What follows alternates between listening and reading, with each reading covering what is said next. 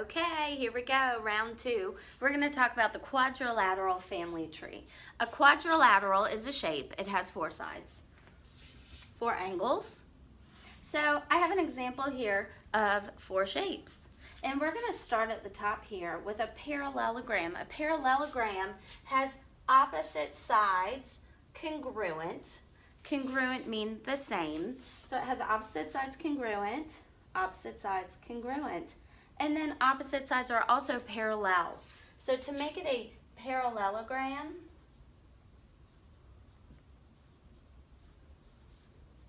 you have to have opposite sides congruent and opposite sides parallel.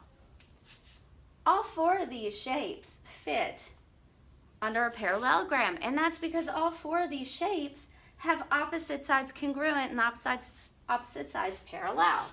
So that means this square down at the bottom is also classified as a parallelogram. It's in that parallelogram family because it has opposite sides congruent and opposite sides parallel. To be this shape right here, this is called a rhombus. And to be a rhombus, all four of your sides should be equal. You should have opposite sides congruent, and you should also have opposite sides parallel. You can see a rhombus differs from a square because a rhombus does not have four right angles where a square does. Therefore, a rhombus can't be a square because to be a square you have to have right angles, but a square can be a rhombus because you have to have opposite sides congruent, opposite sides parallel, and you also have to have all four sides congruent. That makes a rhombus. I'll come over here to our rectangle. Here's a rectangle. And to be a rectangle, again, opposite sides are congruent and opposite sides are parallel. You have four angles, the right angles.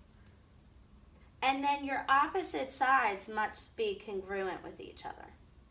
So you can see how I have two shorter sides here and two longer sides there. Therefore, because the opposite sides are congruent, the opposite sides are parallel, and you have four right angles, a rectangle falls under a parallelogram because the opposite sides are congruent and the opposite sides are parallel, but a rectangle has four right angles. So that's what makes it a rectangle.